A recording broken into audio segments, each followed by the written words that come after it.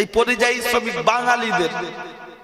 বাঙালিদেরকে যারা পশ্চিম বাংলা থেকে বাইরে কাজে গিয়েছে তাদেরকে মারধর করা হচ্ছে, মেরে ফেলা হচ্ছে, তা নিয়ে যেন উল্লেখযোগ্যভাবে তেমন ভূমিকা দেখা যাচ্ছে না। সব যেন নীরব দর্শকের ভূমিকা পালন করছে, কথা ঠিক কিনা?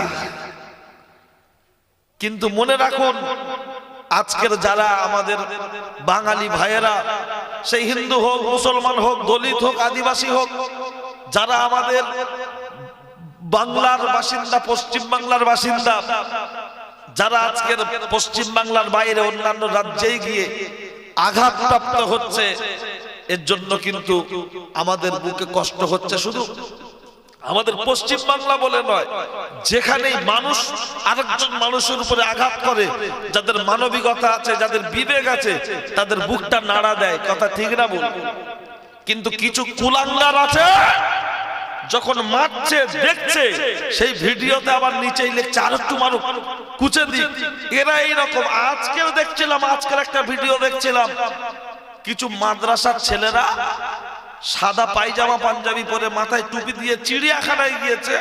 একসঙ্গে একটা মাদ্রাসা, মনে করেন পুরো একসঙ্গে একটা পুরো মাদ্রাসার টোটাল বাচ্চারা গিয়েছে, 30-40 জন একসঙ্গে গেলে অনেক মনে হবে না? হবে না?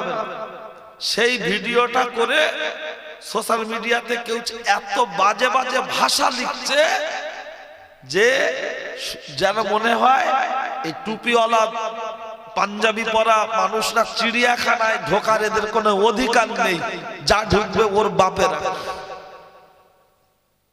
এমন একটা পজিশন। কিন্তু জানি না আমাদের কপালে, আমাদের তকদিরে কি লিখনি আছে। তবে হাতে না ধরে, দুটো পায়ে ধরে বলছি, উত্তেজিত হবেন না, বাজে ভাষায় কাউকে আঘাত করবেন না। যার যে দল যে মত ভালো লাগে সেই পথে চলুন। দিন শেষে মনে রাখবেন, আপনার প্রতিবেশী সে আপনার দল করুক আর নাই করুক, কিন্তু সে আপনার প্রতিবেশী। বড় বড় নেতারা দেখবেন সব একসঙ্গে বসে চা খায়, আড্ডা মারে, আর নিচু লেভেলে কর্মীরা একে অপরে মাথাপাটি করে, কথা ঠিক না বলুন?